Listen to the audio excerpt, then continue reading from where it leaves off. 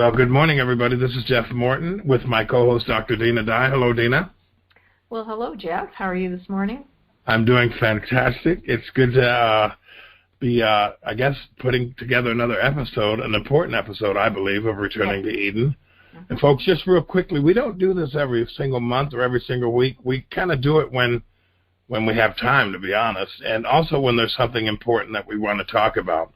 It's kind of an ongoing thing for us, so we just ask you to stay tuned to the Podbean, Returning to Eden, and I'm always going to let you know when there's a new episode.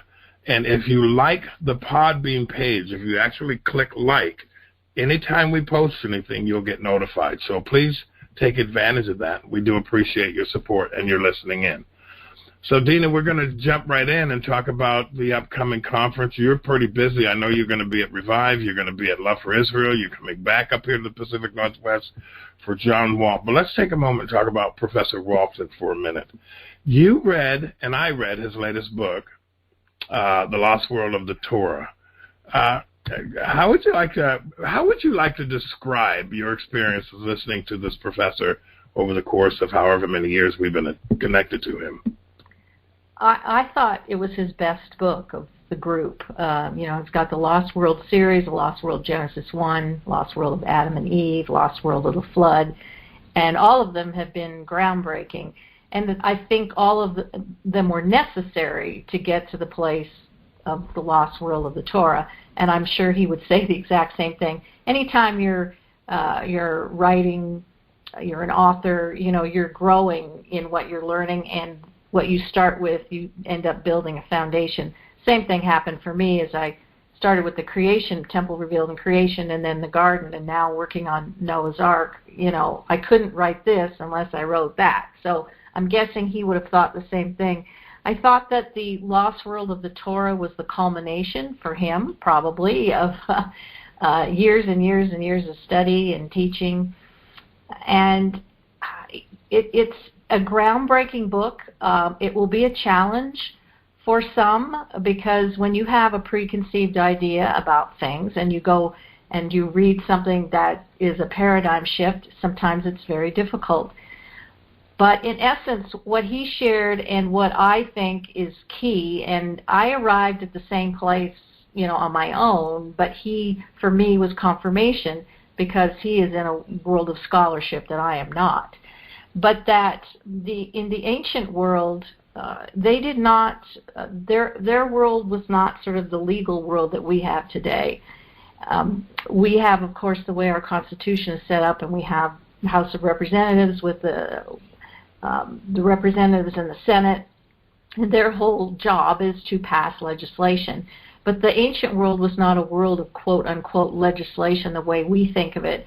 The ancient world was the world of judicial rulings, and for Israel, covenantal rulings. Right. So the focus of the ancient world was those two things, not so much legislative and legal. And so that applies as well to the Torah. So what's happened for us today is we view the Torah through the lens of how we operate legislatively today. So we look at the Torah as legal rulings based on how we operate legislatively, but that isn't the world of the ancient Near East. And so when you look at it through the lens of the ancient Near East world, and we're looking at it judicially and covenantally, the key ingredient in all of this was wisdom, and that is the emphasis that Walton made in his book, and I agree with it wholeheartedly. That's the lens through which we look, and that's not a lens we're familiar with in the modern day. And we've talked about this quite a bit, but if we do not look at the scriptures from the world in which they were written and the world of the people that lived it, we are going to miss a lot. It's not to say that we can't make an application for today, but we have got to start with the fundamentals there. And the ancient Near East world functioned much differently. It's the Middle East. It's an honor-shame type culture. It is a world that describes things using language that's not familiar to us. And so what we do today in our modern world is, because our approach is more scientific, is we take everything literally and try to put everything in a literal, scientific, rational box. But that's not their world. And so our goal with Returning to Eden is to try to get back to that world, the ancient Near East world, that culture, and say, okay, what are they talking about? And now how can we apply it today? So just one example, because there are myriads, is that the ancient world, of course, described its world as gods and goddesses and kings and all that sort of thing. But the domain in the ancient world of kings was heaven. So they're not talking about some otherworldly space alternate universe thing. That's just the way they describe the domain of the king and how he ruled from heaven. So now when we go read about kings and we have all this language about heavenly stuff, it's not meant to be, out of otherworldly type stuff. It's just that's the way they describe their world. So I don't know. Hopefully that kind of answers the question there. Well, I mean, and it's one of the things. It's a pivotal point to make, because Professor Walton, who is a linguist, and he studies each word as it would have been applied hundreds of years ago, thousands of years ago, and so he's so out of the box with his propositions that if to just consider what he's saying, if you can somehow match it to the world that Moses wrote in, or Joshua, or any one of the biblical writers, because, folks, I got news for you. There's not a new book of the Bible in the 21st century. So for some reason, the creator of the universe purposed all of this information to be related to the entire world through that culture, through those cultures, through that time period. And I was reading Proverbs this morning. I was just going through Proverbs 25, and I'm looking at all of the wisdom that is being parlayed through just that chapter, and I'm thinking, this is timeless. This is timeless wisdom. And yet this book was written thousands of years ago, at a time when the application of a legal system or even concepts are vastly different from us. And that's the heart of this program, among other things. Too. Yes. Another lens, if you will, to look at Psalms and Proverbs is through the lens of the king. The whole of Psalms is basically dealing with kingship and King David in particular, although there are Psalms, obviously, with Moses. But if you just step back and start, with blessed is the man, Ashrei Ish is talking about a king, and it's dealing with the concepts of kingship. And, of course, much of the Psalms has to do with liturgy in the temple, but that's because the king's throne was in the temple, was his palace. And the book of Proverbs is the wisdom given to the king, given to Solomon by his mother. She was the wife of King David, and she was the mother of King Solomon. So this is another important area, is to look at the Psalms and the Proverbs from the perspective of kingship. And it will completely change your view when you go through and read it. Now, if we're supposed to be a kingdom of priests, if we're supposed to be kings and priests, now we understand how the same information, the same concepts, the same ideas are supposed to be for us. And that's how we can make an application for today. And when we use the term kings and priests, really it's boiling down to one simple basic fact: servants in the house of God. We're servants in the house of God. And yes, the son was the king's servant. Right. So a covenant would be made. The king was known as the father. The son was known as the servant. So a covenant made between the king and servant and father and son. And this was a covenant made, a land grant covenant, was an inheritance covenant, all these things. So, yeah. So, and of course, for the conference folks here in the Pacific Northwest that we're doing with John Walton and Dinah Dye, we're going to talk about all of those subjects and hopefully get into a different mindset about how we understand the biblical narrative. And having said that, we hope you sign up for the conference. It's jeffsmorton.com. Everything you need is right there. Dinah's going to be busy right up and through that conference and probably well after the conference. So come on up September the 7th and 8th and check out Professor John Walton and Dr. Dinah Dye. I'm thrilled to be meeting Professor Walton. Oh, me too. This will be one of the highlights for me. I'll just leave you with this. I called Dinah when Professor Walton said, sure, I'd love to do it, okay, which kind of caught me off guard. But I called Dinah and I said, would you like to meet John Walton? And so that's how this whole thing... Are you kidding? and Dinah always downplays the fact that these guys are in scholarship. If you read her 2 books, you realize there's a lot of scholarship in her 2 books and now working on the 3rd book. So if you have not read, what is it, the Portrait Temple of the Family, the first one. The Portrait of the Family, and then... the Temple Revealed in the Garden, Priests and Kings. You're going to see scholarship. You won't know it's scholarship until you start reading scholarship. But Dr. Dinah Dye brings a lot of scholarship to the table. So having said all that, we want to jump into a different subject with the 20 minutes we have left of the program. Dinah, you just did a new series on Dietrich Boenhoffer. And folks, I want to just kind of set the table. Dinah has done another presentation, a previous one a few years back, where she talks about Bonhoeffer and what he contributed to Germany and how it's just horrible. He ended up being hung. But I've watched that series, and I've also done some research on Bonhoeffer himself. He was actually a twin, had a twin sister. But what he did and how he fought back and how he criticized the church, there's some parallels between then and now. And Dinah, that's kind of what your new series is going to talk about.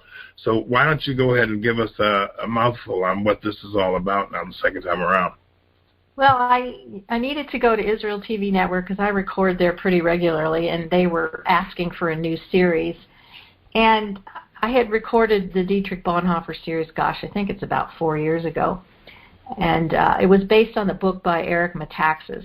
And, it's 500 and some pages. I love that book. It was, I had read quite a bit on Bonhoeffer before, but that book just was transformational for me. So I took quotes and things and information from it and put together that series. But it had a bit of a different focus than what I've done now. So I went back and I thought, this is very timely. I think this would be a good series for the network. And so I rewrote the script, if you will, and put together the emphasis was different because Bonhoeffer talked a lot about the church's role in Germany. And of course, the church ended, in essence, in Germany at that time, the church was married to the state. And that was problematic because the people didn't even see a difference between the two. It was just kind of the Lutheran Church, Germany, and they're all one, and the state. So when the church didn't really see the difference between what Hitler was doing and their churches, it became a problem, and one that Bonhoeffer recognized pretty quickly. And it wasn't long before he and some others like Morton and there were numbers of others that formed what they called the Confessing Church, which just was a denomination, really, to separate itself from the Lutheran Church, where there was no difference between the church and the state. And he talked a lot about how the church was supposed to hold the state to account. But what had happened is that the church had become terrorized by the state. The state had an iron grip on the church, and the church had lost its, it was no longer a servant to the state. It had lost its influence. And I was really struck by that. And I thought, this is timely. I think we need to revisit this. So I put together a 9-part series with a different focus. And I do talk quite a bit towards the end of the series comparing the platform of the Nazis, the Democratic Socialists, with the current Democrat Party. The similarities are eerie, and you're going to be just stunned when you see the similarities between the two. I find it interesting, oftentimes Democrats, if you will, often accuse others of being Nazis, And sometimes the very thing we accuse others of is the very thing that we are. So, we don't have time to go into a lot of it, but so I recorded the series, and I did it in 5 and 10 minute increments, sort of sections. It'll come out as 9 parts, 28 minute parts.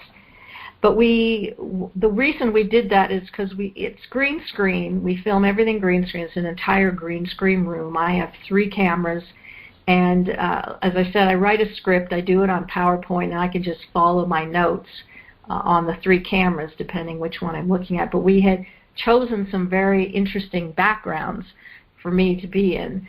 Things like one time would be at the Jefferson Memorial or the Lincoln Memorial. We did one where I was at the Brandenburg Gate.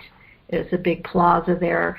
We picked the main background as a sort of cinder block wall, and in front of it, sort of wooden floor with shadows on it, and then there's just this beam sort of shining in on me, sitting on a stool, and it's sort of very eerie looking.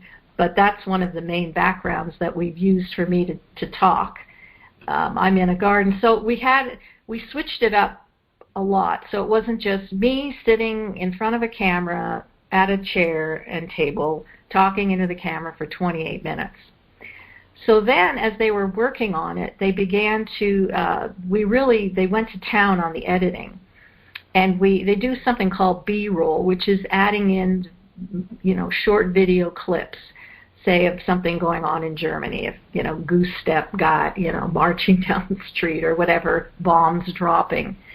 And they did a lot of the B-roll and just sort of imagery, and the more they did, the more they realized, wow, this is dynamic. And so this series is so professionally done. I have not seen the final. I don't know what the final product looks like. I've just seen bits and pieces of it. But I was told by the ones that produced it that this is Netflix quality, that this series could easily air on Netflix or something along those lines, that it's that good.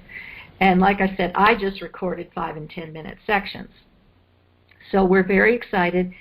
They are furiously working on it. As we're recording this, in about a week or so, I'm going to Nashville for 4th of July. There's a Revive conference there.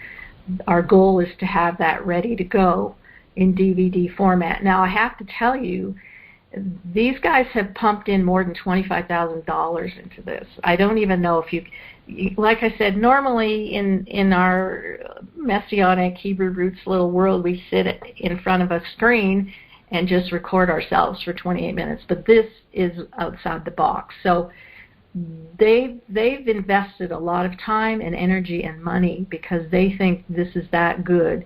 It's going to have a companion workbook with it. Our hope is to get it into churches so that people could actually, along with the workbook, they can study. I think it's going to be a masterpiece.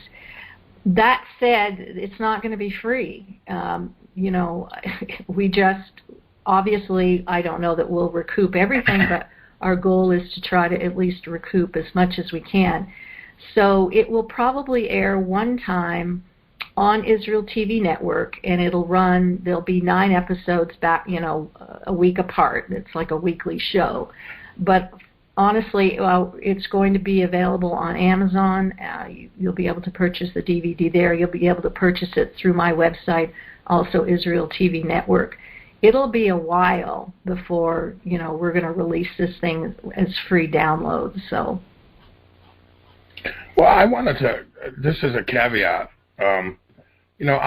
I've asked myself, Dinah, and I know you'll understand this, why do we do this?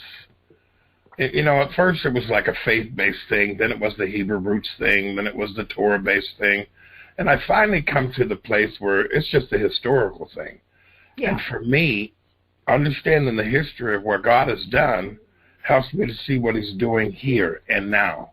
It's like now I can kind of see through history it's like an IMAX movie of what the creator of the universe has planned and has purposed.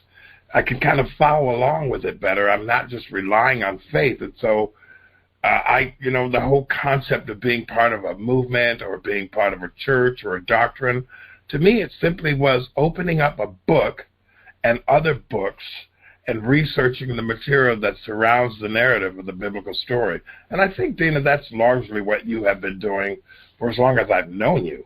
Yeah, I've always had a passion for history. Yes. I can remember going back, trying to think of my earliest memories of in public school. I did one of my first speeches I ever did, I think I was in grade 8, was on the 7 wonders of the ancient world. And that from that moment on, I've always had a fascination with the ancient world and with history and putting everything in its historical context. That's just who I am. I love to research that. But history is the filter for us to understand where we are today. And we all know, the Bible says, there's nothing new under the sun. History is just repeating and cyclical because the heart of man is the same from beginning to end. And what he does with power and control, and it's always the same. Tyrants rise up, they're always the same. I don't care if we're looking at the ancient Assyrians or we're looking today at Hitler and Stalin or Pol Pot or Mao Zedong. It doesn't matter. They respond the same way. And this contrast between benevolent rulers and wicked rulers, the Bible speaks of a lot. As we go, you think of the books, all the prophets, Isaiah and Jeremiah, they're always dealing with the surrounding nations or empires and the rulers of those nations and how tyrannical they are. And they're always dealing with the political structure of the time. Absolutely, and we cannot remove that. No, we can't, because that's so critical, folks. We are fighting a political battle. And so did Jesus. And it's like when we talk about Bonhoeffer. For such a time as this, Bonhoeffer stood up. And he fought against the political structure and the lack of daisical attitudes that a lot of the church folks have. And I'm wondering how many Bonhoeffers were at the time of Queen Isabella and King Ferdinand, or how many Bonhoeffers there were, or Billy Grahams there were at the time of the Inquisition, when the Jews were thrown out of England in the 12th century. I'm wondering how many of those people, like the disciples, like Rabbi Shaul or Paul, like Joshua, like David, were fighting the same battle and had the same historical information. Well, and it never ended today. Well. It never ends well. Bonhoeffer was hung 2 weeks before the Allies came and liberated, April 9, 1945. Yep. And so when you are a Bonhoeffer, or, pick your historical character, you are in a place of willing to give up everything, including your life, for the sake of your nation and for the people that you love. You give it all. And, we're not really there as a nation, although I imagine there are plenty of people in our nation today who are so compassionate about the nation, love America, love the people of America. They're willing to give up everything to see things change. And I think that's the place where we have to be. It would be nice if that's where the church was, but the reality is it's not a place everyone will ever be. One of the most important quotes, the one people quote all the time, and I'm guessing a lot of people don't even know it's a quote from Bonhoeffer, but when he said, "Silence in the face of evil is itself evil," and that God won't hold us guiltless, and not to speak is to speak. I'm sure everybody knows that one. And not to act is to act. And so we will find out in short order. We're already finding out what will happen when we don't speak up. And that's we've been given words. We've been given the ability to speak and declare in the culture what's truth and what isn't. And to not speak, we're making a statement right there. And I just use the word the church for lack of a better term, but those of the faith community where we have abdicated our responsibility to push back in the culture. And now we're all going, oh my gosh, how did we get here? Well, we got here because way back we didn't say anything, and we kept not saying anything and not saying anything, and we just continued to cave and compromise. So here we are. So it's D-Day. Either we speak out, and we will suffer consequences. We have to be willing to suffer those consequences because we love our nation and the people of this nation so much. We're willing to take it on the chin. Well, I think, too, that if we can move out of a position of fear into a position of service, yes, then we recognize that Jesus, or Yeshua proper, walked out of the grave. His martyrdom, if that's what you want to call it, and that was probably apropos for the day for many, but death was not the victor. Right. And so I try.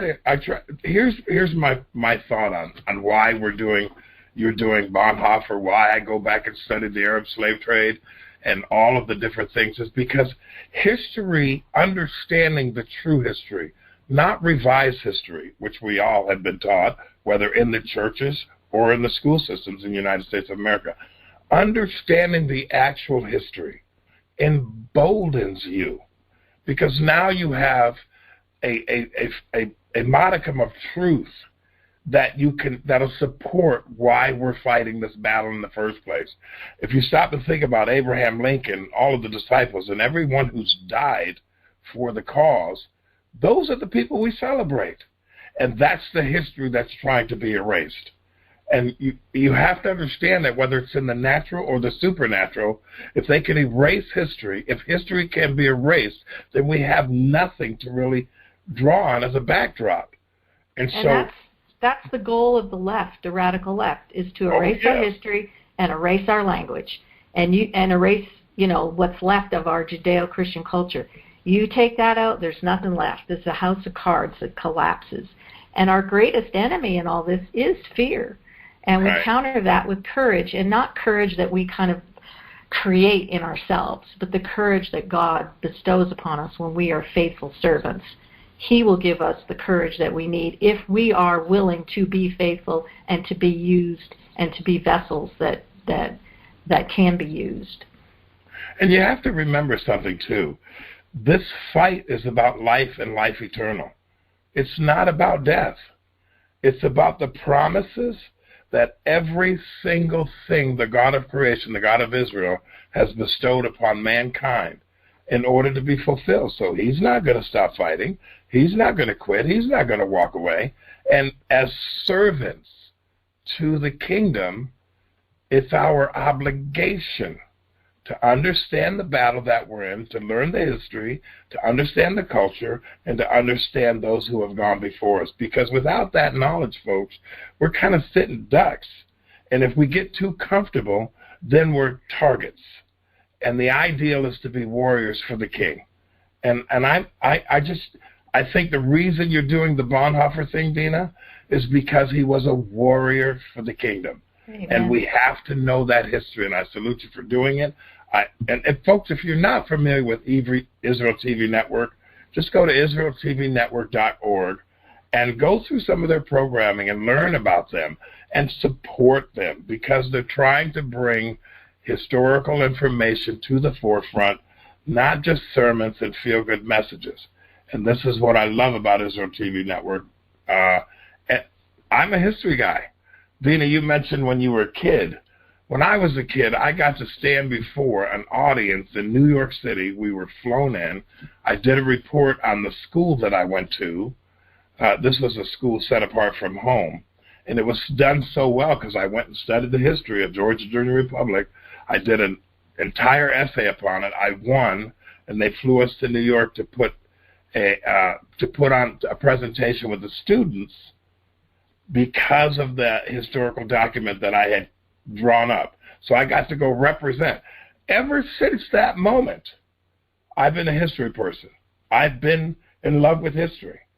So for me, it's funny how you mention that, because understanding true history is a passion of mine. There's so much truth in history that once you get there and you start turning these pages over and you go, oh, wow, you begin to see the lie.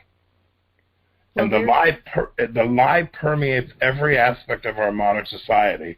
But if we don't know that, then we're living a lie, and we don't understand that there is a foundation of truth behind every lie. Yeah. And I believe history uncovers a lot of that. But Dinah, we're just about at the end of our program. I'll give you the last word if you want. Okay. I would just really encourage people. I mean, I've posted a few.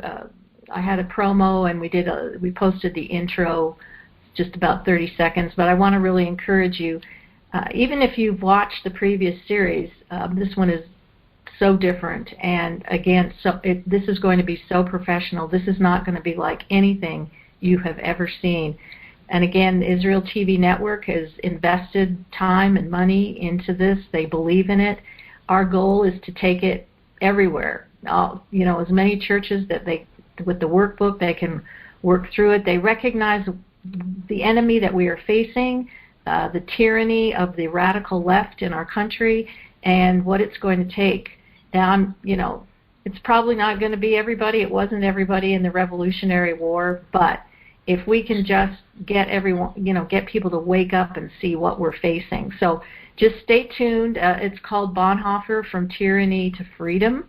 And it'll be on Israel TV Network. It'll be on my website. I'll keep you all informed through Facebook and whatever other methods I can let you know. We'll probably talk more about it on Podbean once it comes out, because that's when people are just going to be blown away. They're just going to be blown away by the quality of this. And on that note, folks, I want to remind the folks that are local to me, get signed up for the conference, the Lost World Conference with Professor John Walton and Dr. Dinah Dye. Dinah, I know you're going to be down in Tennessee next month.